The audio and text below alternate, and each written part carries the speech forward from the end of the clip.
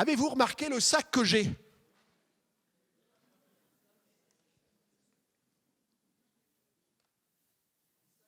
Ce sac a une double vie. Et j'espère que ce matin, on n'est pas venu avec une double vie. Parce que parfois, quand on vient dans l'église, même le jour de Pâques, on peut avoir une double vie. On se rassure en venant à l'église. On se dit, c'est une fête religieuse et tout va bien pour moi. Et je voudrais vous dire que ce matin, de cette double vie, j'ai sorti la croix. J'ai sorti la couronne. Parce que Jésus-Christ est roi. J'ai sorti le tombeau. Il est ressuscité. Alléluia. Et ce matin, ce n'est pas sur ces éléments que je voudrais m'arrêter avec vous quelques minutes. C'est parce que je crois que j'ai déplacé la scène, parce qu'il me semble que cela fait partie de la Pâque, la scène. Et je voudrais ce matin m'arrêter sur un événement autour de la scène.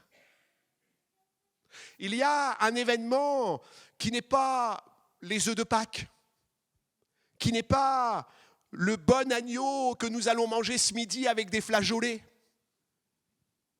Je vous fais sourire. Mais c'est souvent la réunion de famille. Mais je voudrais ce matin vous dire qu'il y a quelque chose de profond dans la Pâque. Hier, nous étions samedi. Et suivant le calendrier, il y avait vendredi la mort de Jésus. Vous êtes d'accord avec ça ? Christ a été crucifié. Il a été mis au tombeau. Et demain, les églises, les chrétiens du monde entier vont célébrer la résurrection. Parce que les femmes sont allées au tombeau et n'ont pas trouvé Jésus. Mais il s'est fait voir à elles, leur demandant d'aller prévenir ses apôtres et ses disciples. Mais ce matin, j'aimerais sortir quelque chose du sac.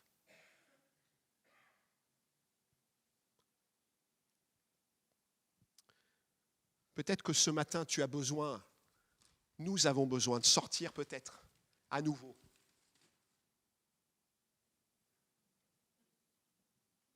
La bassine. Il y a un linge dedans. Je ne vous le fais pas voir, c'est une vieille bassine que j'ai prise. Mais elle est symbolique. Parce que le soir du repas, Jésus a pris la bassine. Et je voudrais lire avec vous dans Jean chapitre 13. Et au verset 1er, tout ce texte qui va nous amener à réfléchir, parce que la mort de Jésus, sa résurrection n'a de valeur que si finalement cette bassine a de la valeur. Ce lavage des pieds, dans la version Bible du Semeur, s'il te plaît Thierry. Et on va lire ce texte. Il est dit, c'était juste avant la fête de Pâques. Jésus savait que l'heure était venue pour lui de quitter ce monde, pour s'en aller auprès du Père. C'est pourquoi il donna aux siens qu'il aimait et qui étaient dans le monde une marque suprême de son amour pour eux. C'était au cours du repas. Déjà, écoutez bien, le diable avait semé dans le cœur de Judas, fils de Simon Iscariote, le projet de trahir son maître et de le livrer. Jésus savait que le Père avait tout remis entre ses mains et qu'il était venu d'auprès de Dieu et qu'il allait retourner auprès de lui. Il se leva de table pendant le dîner, posa ses vêtements et prit une serviette de lin qu'il se noua autour de la taille.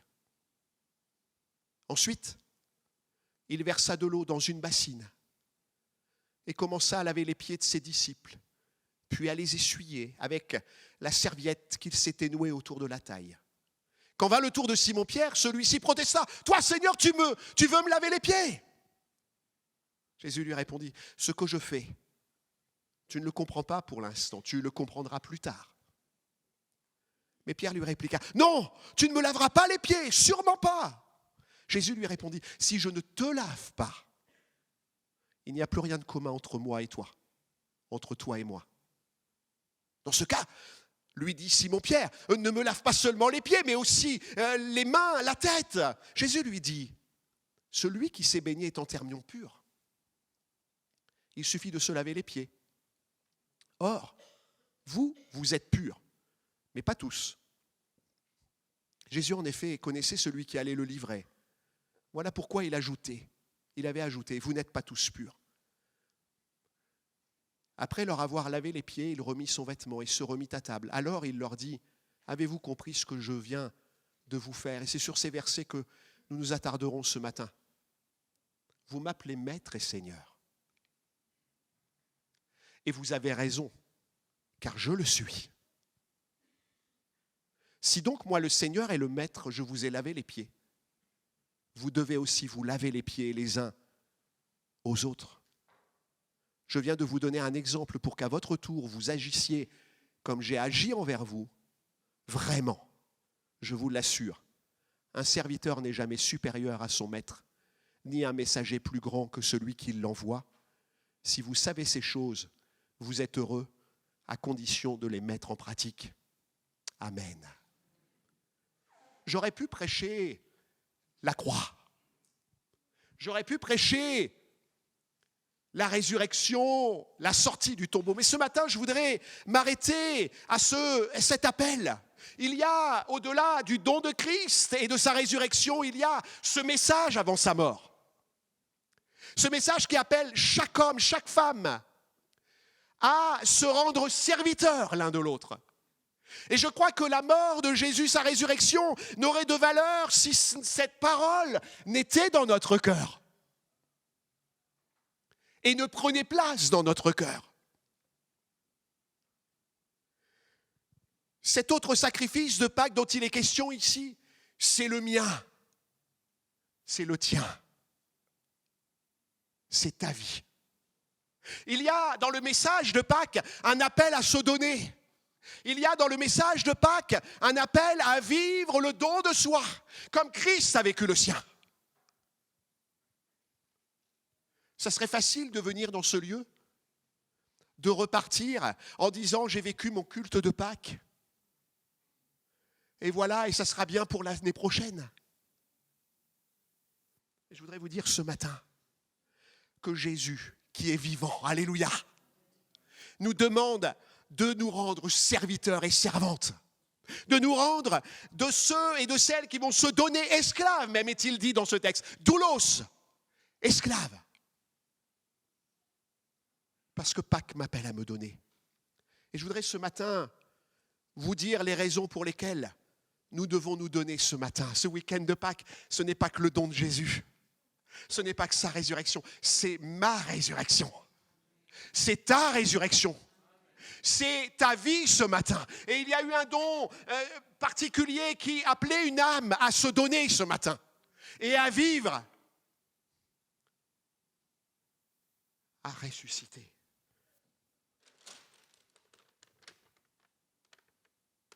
Ta vie doit changer ce matin. Ta vie doit changer ce matin. Il est capable de te servir. Je reviens à ces versets, verset 12. Après leur avoir lavé les pieds, Jésus va reprendre sa place. Il va remettre sa robe, s'asseoir à la table et il leur dit « Avez-vous compris ce que je vous ai dit ? Ce que je vous ai fait ?» Et je voudrais m'arrêter sur ce premier point. Pâques, c'est reconnaître l'autorité de Jésus. Pâques, c'est reconnaître que même s'il est serviteur, il est roi. Même s'il s'est abaissé, il est Seigneur. Même s'il a pris la forme d'un esclave, il est le roi des rois. Et Jésus va dire, vous m'appelez maître et Seigneur. Et vous avez raison, car je le suis. Si donc moi le Seigneur et le maître, je vous ai lavé les pieds, vous devez aussi vous laver les pieds les uns aux autres. Certaines églises, certains mouvements d'église considèrent que ce texte doit être repris dans le fonctionnement de l'église. Et Gilbert en parlait dernièrement. Mais nous considérons ici qu'il y a plutôt un symbole. Et il serait difficile lors d'une cérémonie, un culte comme le nôtre, de laver les pieds de chacun. Je crois qu'il y a une force, il y a un enseignement ici. Cette reconnaissance verbale des disciples, vous m'appelez maître et seigneur, vous avez raison car je le suis, souligne que vraiment ils ont réalisé qui était Jésus. Et je voudrais ce matin, vous pouvez vous poser la question, est-ce que Jésus est votre Seigneur et Sauveur? Les disciples l'avaient reconnu. Ils disaient par ce texte, vous m'appelez, qui signifie finalement crier, s'écrier, parler à haute voix. Ils avaient cette proclamation, tu es Seigneur. Tu es ce maître. Tu es l'enseignant, le professeur. Tu es celui dans lequel nous attendons l'enseignement. Maître et Seigneur. Kurios, celui qui possède, celui qui dispose des choses. Dans les versets qui précèdent notre passage, Pierre va l'exprimer quand Jésus va venir à ses pieds pour lui laver ceci, et il va protester, toi Seigneur. Il l'avait reconnu. Il savait qui il était. Il savait que celui-ci avait donné des enseignements propres, purs, parfaits. Il y avait une véritable reconnaissance de la part de Pierre. D'ailleurs, dans les chapitres 16 de Matthieu, il va dire « Tu es le Messie, le Fils du Dieu vivant ». Et puis dans Jean, au chapitre 6 et au verset 69, il dira « Nous avons mis notre confiance, notre foi en toi. Et nous savons que tu es le Saint, l'envoyé de Dieu. » C'est Pâques. Et Christ est ressuscité. Et ce matin, il passe au milieu de nous par son esprit et sonde nos cœurs. Cette reconnaissance est-elle dans mon cœur? Est-elle dans ma vie? Celui qui est le Seigneur, cette reconnaissance va le conduire à refuser un acte de purification. Ce que Jésus voulait faire, finalement, Pierre va le considérer comme quelque chose d'ignoble pour lui. Mais Jésus nous apprend ce matin à être des serviteurs, à être de ceux qui devons le reconnaître non seulement par des mots, mais par des actions. Parce que c'est ce que Jésus va faire. Avez-vous remarqué avec moi comment Jésus va retourner la parole des disciples à un moment donné? Il voulait que ceux-ci, non seulement l'acceptent comme maître et seigneur, mais surtout comme Seigneur et Maître. Parfois, on peut entendre quelqu'un, son enseignement, le reconnaître dans l'enseignement et le considérer comme Seigneur, comme autorité. Mais Jésus, ce qu'il voulait, c'est qu'on le considère comme Seigneur avant tout, pour que sa parole pénètre les cœurs. Et ce que Jésus entend enseigner à ses disciples et à nous, c'est que Pierre va le comprendre. Si je ne te lave pas, il n'y a plus de communion entre toi et moi. Jésus, le Maître, Jésus, le Seigneur, s'abaissait pour laver les pieds de Pierre. Mais Jésus voulait que Pierre comprenne que s'il était ce serviteur, lui aussi devait l'être. S'il était question de purification, ici il était question aussi de soumission. Pâques, ce n'est pas simplement une réunion particulière, mais c'est aussi notre vie, c'est aussi notre ressemblance. Et la parole doit faire l'action de la purification. Elle nous lave jusqu'à nous transformer. Pierre devait aller au-delà de ce qu'il voyait, mais il fallait qu'il comprenne également. Et que cette parole s'applique dans sa vie. Et je voudrais dire à quelqu'un ce matin, ce n'est pas parce que tu viens, que tu entends, que cette parole devient autorité dans ta vie. Il faut que cette parole soit autorité dans ta vie pour que tu deviennes.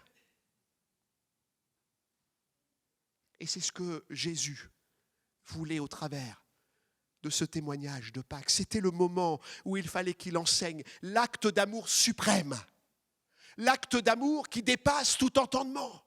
Jésus s'abaisse pour que ses disciples saisissent que la plus grande des positions est celle de serviteurs et de servantes, et que s'ils veulent vivre son autorité, en eux, le reconnaître comme tel, eux aussi doivent se rendre serviteurs.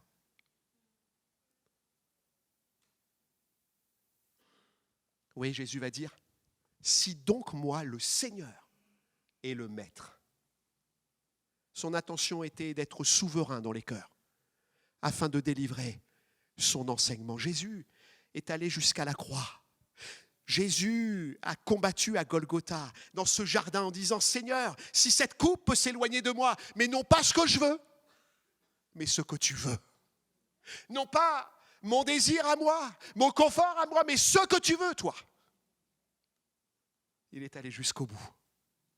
Il s'est abaissé.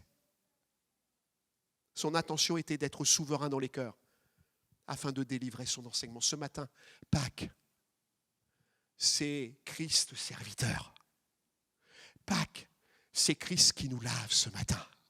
C'est Christ qui nous purifie ce matin. C'est Christ qui, au-delà du bain, et je vais y revenir, ce bain public qui était là dans la cité romaine, finalement sous l'emprise romaine, finalement c'est lui qui le fait, ce bain. Et nous avons à nous purifier au quotidien. Je voudrais venir à cette deuxième raison. La deuxième raison d'avoir cette posture, de vivre pas comme un serviteur, comme une simple servante, comme regardant Christ au-dessus de nous. C'est dans cette posture que nous allons poursuivre l'œuvre de Christ. C'est dans cette posture que nous allons vivre ce que Christ a vécu par sa ressemblance. Le texte nous dit au verset 13, au verset 15, je viens de vous donner un exemple, parce que Jésus va parler de façon, coupée en fait. Il va simplement dire au début qu'il est maître et seigneur, ensuite il va donner ça. Je viens de vous donner un exemple pour qu'à votre tour vous agissiez comme j'ai agi envers vous. Il n'est plus question du maître et seigneur ou du seigneur et maître, il est de celui qui maintenant, finalement, s'est inscrit dans le cœur. Dans cette déclaration, Jésus dit à ses disciples, c'est à vous de poursuivre. Lui sait ce qu'est son devenir. Au début, on l'a lu, Jésus savait qu'il allait mourir. On peut relire. Jésus savait que l'heure était venue pour lui de quitter ce monde, pour s'en aller auprès du Père. Jésus savait l'issue. Jésus savait qu'il allait ressusciter. La Pâque, pour lui, était déjà accomplie. Mais il va délivrer un message d'autorité, un message puissant. Il va finalement revêtir ses disciples et revêtir chacun de nous. Ce matin, nous sommes appelés à vivre une vie nouvelle en Jésus-Christ. Une vie de serviteur et de servante. L'exemple de Jésus. Il est important de savoir ce que signifie ce lavage des pieds. Une des significations spirituelles, selon les spécialistes, est celle de la purification des souillures quotidiennes, d'une sanctification mutuelle. Il était à l'époque convenable de se laver, de prendre un bain. Je parlais de ce bain entier, public, dans les termes romains. Mais au fur et à mesure de la journée, au fur et à mesure des jours, chacun était en sandales, pieds nus, et il fallait rentrer dans les maisons et se purifier ses pieds. C'était l'occasion finalement d'accueillir. Et il me semble que la vie chrétienne, lorsque on se donne à Christ, on est lavé une fois pour toutes. Alléluia. C'est le bain de la régénération, le bain du baptême. Mais au quotidien, nous avons besoin de nous purifier. Et pour cela, nous avons besoin de nous encourager les uns les autres, de nous exhorter les uns les autres, de nous fortifier les uns les autres. Jésus n'est plus là, il est présent par son esprit, il nous a laissé sa parole, et sa parole est pour nous comme ce bain de purification. Il fallait donc que chacun se purifie. Mes frères, si quelqu'un parmi vous s'égare loin de la vérité et qu'un autre l'y ramène, sachez que celui qui ramène un pécheur de la voie où il s'égarait le sauvera de la mort et permettra le pardon d'un grand nombre de péchés. Amen. Jacques au chapitre 5, versets 19 et 20. Au temps de Jésus, le lavage des pieds était un acte humiliant. Même si vous aviez un membre du peuple juif comme serviteur dans la maison, ce membre-là n'allait même pas faire ça. Il fallait un serviteur étranger au peuple d'Israël. Il fallait un homme, une femme, un serviteur qui n'avait rien à voir avec le peuple d'Israël. Et Jésus va prendre cette position. Jésus va s'identifier à tous les peuples. Jésus va s'identifier à ta vie. Jésus va s'identifier pour toi comme le serviteur, l'esclave. Aucun des disciples n'était prêt à faire ce geste. Jésus a pris ce rôle d'esclave. Il dira en Matthieu chapitre 20, « Si quelqu'un veut être grand parmi vous, qu'il soit votre serviteur. Si quelqu'un veut être le premier parmi vous, qu'il soit votre esclave. Car le Fils de l'homme n'est pas venu pour se faire servir, mais pour servir lui-même et donner sa vie en rançon pour beaucoup. » Ce matin, Jésus s'abaisse à tes pieds. Jésus veut te purifier. Jésus veut que tu puisses le saisir comme Seigneur et Maître et qu'à sa suite, tu puisses le servir en tant que servante et serviteur. Il est capable de te sortir des chemins tortueux où tu es. Il va avoir une action unique. Êtes-vous prêt à laver le pied de votre frère et de votre sœur ce matin ou de quelqu'un d'inconnu ce matin? On sait que le dimanche, on s'est poponné. On a mis du parfum, on a pris une belle douche, on a sorti le costume, la cravate. Les sœurs ont mis une belle robe. Alléluia. Mais serions-nous prêts à laver le pied, les pieds? Nous serions gênés, n'est-ce pas? Nous serions comme embêtés. Même la personne qui a les pieds nettoyés serait embêtée.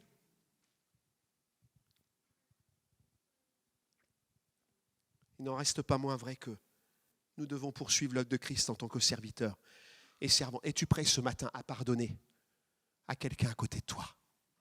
Es-tu prêt ce matin à dire, je sais ta vie, elle est dure. Je sais ton passé. Vous savez, je fais des visites. Ouh! Il y a des frères et sœurs qui ont vécu des vies difficiles. Et pour certains qui vivent des vies encore difficiles. Et je ne trahirai personne. Mais parfois quand on a eu, excusez-moi, des casseroles aux fesses, c'est parfois difficile de se faire accepter. C'est parfois difficile d'être aimé. C'est parfois difficile d'être toléré.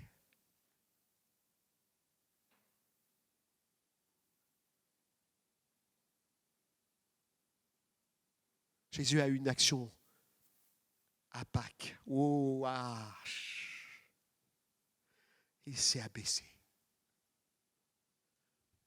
Il s'est abaissé pour Judas Iscariote. Il s'est abaissé pour Pierre qui allait le renier. Et puis tous les autres. Il s'est abaissé. Et ce matin, il s'abaisse encore. Ce matin, Dieu nous demande de nous laver les pieds les uns des autres. Je ne suis pas parfait. Pardonnez-moi si je fais des erreurs. Pardonnez-moi si peut-être parfois on a des paroles où on vous oublie de vous saluer. C'est ça que Dieu nous demande ce matin. Si chacun de nous pouvions pardonner, laver les pieds. J'ai réfléchi à ce qui Ce serait difficile pour moi, comme me laver les pieds ce matin. Ne serait-ce pas d'aimer celui, celle qui me hait, qui me blesse, qui me critique, qui me calomnie, même dans l'église? Et ce propos, Jésus va le tenir et dit, je vous donne un commandement nouveau, aimez-vous les uns les autres. Oui, comme je vous ai aimé. Rappelez-vous où vous étiez. Rappelons-nous où nous étions. Aimez-vous les uns les autres. À ceci, tous connaîtront que vous êtes mes disciples à l'amour que vous avez les uns les autres. Ne serait-ce pas de pardonner à celui qui m'a offensé, à celui qui ne me parle plus depuis des années ou qui me rejette? Oh, Jésus à la croix, avant de mourir, va dire, Père, pardonne-leur, car ils ne savent ce qu'ils font. Jésus nous appelle à suivre son œuvre. Si quelqu'un veut me suivre, qu'il renonce à lui-même, qu'il se charge de sa croix chaque jour, qu'il me suive. Bien-aimé, l'œuvre d'humilité que Jésus a manifestée à Pâques, c'est une œuvre qui nous invite à poursuivre. Seigneur, je sais où j'étais. Vous savez où vous étiez avant? Vous savez? Peut-être que vous savez où vous êtes ce matin. Peut-être que quelqu'un s'interroge. Christ t'aime. Jésus dira à Pierre, après son reniement, toi, suis-moi, alléluia. Parce qu'il voulait qu'il continue l'œuvre, malgré sa chute, malgré qu'il s'était trompé, qu'il avait rogné, il lui a comme nettoyé les pieds spirituellement.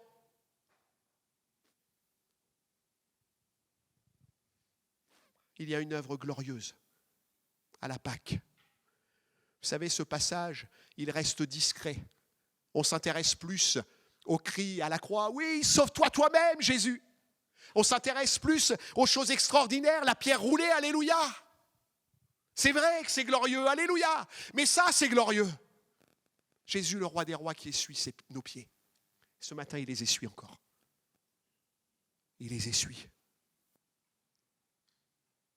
Je voudrais terminer par cette troisième raison ce matin pour laquelle nous devons nous rendre serviteurs, esclaves les uns des autres.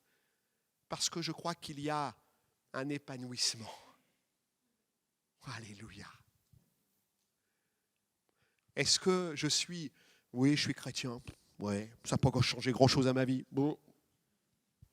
Je vais à Pâques, mais je ne sais pas ce qu'on va faire. Mais bon, après lundi, je suis tout seul à la maison. Mais non, Jésus est là. Alléluia. C'est ainsi que nous allons nous épanouir dans la foi, par l'obéissance. Jésus va dire, vraiment, je vous l'assure. Oh, ce « je vous l'assure », il est formidable ici. Parce que Jésus savait où il allait. Un serviteur n'est jamais supérieur à son maître, ni un messager plus grand que celui qui l'envoie. Jésus savait. Son Père l'avait envoyé. Il ne pouvait pas être plus grand que son Père. Si vous savez ces choses, vous êtes heureux à condition de les mettre en pratique. Jésus sait que l'engagement doit être total et que sans cela, il peut y avoir pleinement de joie. L'assurance de Jésus. Pâques. Jésus est ressuscité. Jésus était certain de vivre la résurrection. Jésus était certain de vivre ce temps glorieux. Jésus était certain de l'amour du Père, même si à un moment, il va avoir ce cri, « Pourquoi m'as-tu abandonné ?» Le Père ne l'abandonnait pas, mais le péché le faisait abandonner. Mais le Père l'aimait, et le Père avait prévu que son Fils ressusciterait. Jésus est formidable, il vient enlever le doute. Si nous avons peur, si nous craignons, il insiste vraiment, je vous l'assure.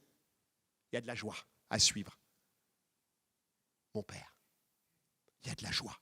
Il ne cache pas la notion de hiérarchie, ni celle de soumission, ni celle de respect, d'engagement, mais au contraire, il dit, il y a une bénédiction.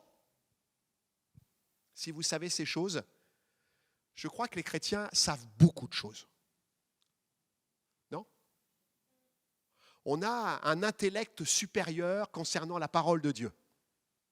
On sait que Jésus est ressuscité, on sait que le troisième jour, il est sorti du tombeau, on sait qu'il a marché sur les eaux, on sait tout ça. Mais Jésus va plus loin. Il revient à ce Seigneur et Maître finalement. C'est bien de savoir. Mais il dit, c'est bien de le mettre en pratique. C'est bien d'avoir la connaissance, c'est bien d'avoir de l'assurance, Seigneur. Ah, je viens dans ta maison, je sais que c'est bien, je sais que je vais me réjouir, je vais voir mes frères et sœurs. Ah, je sais qu'on va parler de la parole. Mais Jésus nous dit, c'est mieux quand tu agis. C'est mieux quand tu vis Pâques. C'est mieux quand tu vis Pâques. L'assurance dont fait preuve Jésus n'est pas une invention, mais c'est une certitude. Jésus l'a reçue de son Père. Jésus savait que l'heure était venue pour lui de quitter ce monde pour s'en aller auprès du Père. Jésus savait que le Père avait tout remis entre ses mains, qu'il était venu d'auprès de Dieu et allait retourner auprès de lui. Jésus savait. Comme cette expression démontre bien toute l'assurance que Jésus possède. As-tu une espérance ce matin? As-tu l'assurance de ton salut ce matin? Sais-tu que Jésus t'aime ce matin? Sais-tu qu'il est venu comme serviteur? Il a laissé cet exemple de la bassine, mais il a laissé l'exemple de la croix où son sang a coulé, où l'eau a coulé de son côté. Et son sang, nous dit la parole de Dieu, nous purifie de tout péché. Et nous donne une vie nouvelle pour celui qui croit, qui saisit par la foi. Jésus savait. Oh, comme cette expression démontre cette assurance, son espérance. C'est pour cela qu'il la communique. Jésus est l'exemple parfait du serviteur. À de nombreuses reprises, il fait référence à celui qui l'a envoyé. Ma doctrine n'est pas de moi, mais de celui qui m'a envoyé. Celui qui m'a envoyé est avec moi. Il ne m'a pas laissé seul. Ma nourriture est de faire la volonté de celui qui m'a envoyé. Jésus est l'exemple parfait. Cet engagement est nécessaire ce matin. Ces choses dont parle Jésus, c'est ce que nous avons vu précédemment. Tout est lié. Vivre son autorité dans nos vies, désirer poursuivre son œuvre. Les disciples ne devaient pas demeurer dans la théorie, mais passer à la pratique, voie unique de satisfaction. Parfois, il y a des choses qui nous font envie. Vous êtes d'accord avec moi, hein? Oh, on aimerait bien faire ceci, on aimerait bien faire cela. Alors ça nous donne envie. Mais on a encore plus de joie quand on le fait. Cet après-midi, les ados, ils vont aller faire du bowling. Alors on y pense, on se dit, ah, ça serait bien. Mais quand on y est, c'est mieux. Quand on vit la grâce de Dieu, c'est mieux que de la percevoir de loin. Les disciples ne devaient pas demeurer dans la théorie, mais passer à la pratique. Pour entrer dans le royaume de Dieu, dira Jésus, il ne suffit pas de me dire « Seigneur, Seigneur ». Il faut accomplir la volonté de mon Père céleste. Jésus l'a fait remarquablement bien. Paul a déclaré ceci, parlant de Jésus, lui qui dès l'origine, Philippiens 2, 6, 11, était de condition divine, ne chercha pas à profiter de l'égalité avec Dieu, mais il s'est dépouillé lui-même. Il a pris la condition de serviteur. Il se rendit semblable aux hommes en tout point, et tout en lui montrait qu'il était bien un homme. Il s'abaissa lui-même en devenant obéissant jusqu'à subir la mort. Oui, la mort sur la croix.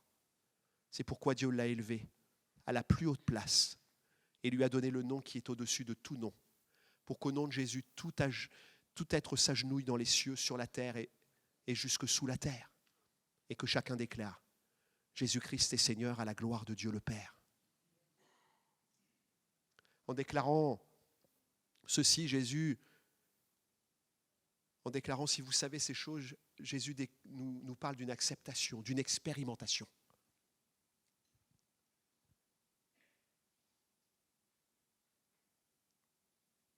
Le jeune homme riche devait quitter ses biens terrestres pour suivre Jésus. La Bible nous en parle dans Matthieu, chapitre 19. Mais ce garçon, alors qu'il était lié par des biens, lié par des possessions, par des plaisirs, n'a pas voulu lâcher. Je voudrais vous dire ce matin que ce jeune homme est resté dans sa tristesse. Ce matin, nous sommes invités à être des esclaves de Dieu, des esclaves en Jésus-Christ. Il est celui qui est mort à la croix, qui s'est livré en rançon. Il y a de la joie à le suivre. Il y a de la joie à vivre Pâques. Non pas aller sur une croix, être sacrifié. Seul Jésus l'a fait. Seul il pouvait le faire. Seul il pouvait expier nos péchés sur la croix. Mais nous, il nous demandait, et il l'a demandé à ses disciples. Et ce matin, il nous le demande. Veux-tu être mon serviteur ? Veux-tu être ma servante ? Veux-tu être celui qui va s'abaisser pour me servir ?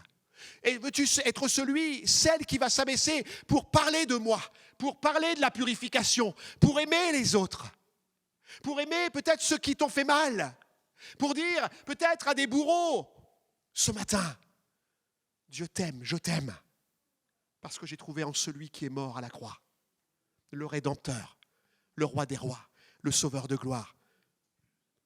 J'aurais pu m'arrêter, et c'est ma conclusion, j'aurais pu m'arrêter ce matin, tout est accompli. Oui, tout est accompli. Ce matin, tu n'as pas d'effort à faire, tu as la foi à manifester. J'aurais pu m'arrêter ce matin sur Père, pardonne-leur parce qu'ils ne savent ce qu'ils font. Alléluia. Et nous sommes de ceux-là. Il nous a pardonnés. J'aurais pu m'arrêter ce matin. La paix soit avec vous. Lorsque Jésus va paraître au milieu de ses disciples. Et je te le déclare ce matin, la paix est avec toi. Si tu laisses entrer Jésus.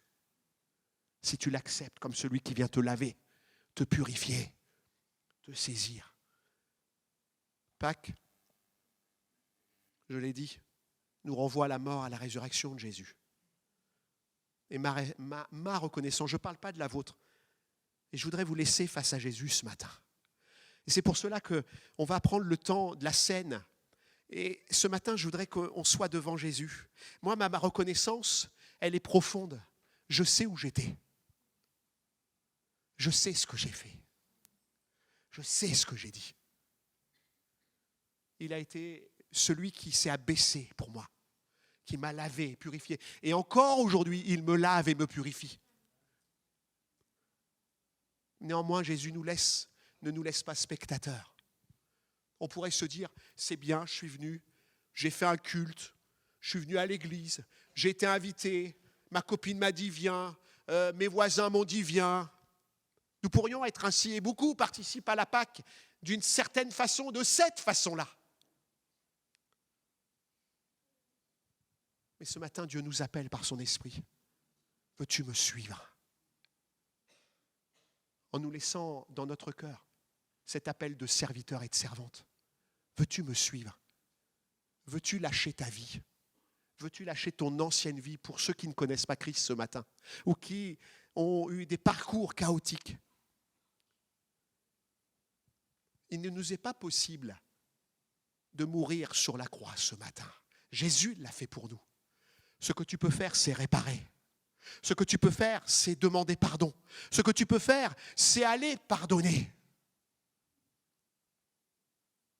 C'est pour cela que Jésus, il savait que ses disciples ne pouvaient pas aller à la croix.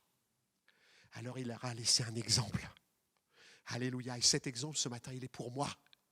Il est pour toi. Sois serviteur. Jésus a mis le comble. La version Louis II dit, Jésus a mis le comble à son amour. Vous vous rendez compte que ce mot-là, il ne parle pas de la croix, de la résurrection. Je ne dénigre pas ça, hein. Comprenez-moi bien. Mais il a mis le comble là, à nous laver, à purifier. Nous devons mettre le comble à notre amour pour lui ce matin. Si nous ne voulons pas être des théoriciens de la foi, si nous ne voulons pas attrister notre Seigneur, si nous désirons goûter à la bénédiction du Maître, soyons des serviteurs et des servantes. Christ est vivant ce matin. Avons-nous part avec lui ce matin ? Avons-nous goûté à ce bain de régénération ? Avons-nous goûté peut-être ce matin simplement à la purification ? Et il me semble ce matin que Pâques n'est pas un Pâques comme les autres fois. Il me semble que Pâques est un appel. Peut-être pour une personne, une famille,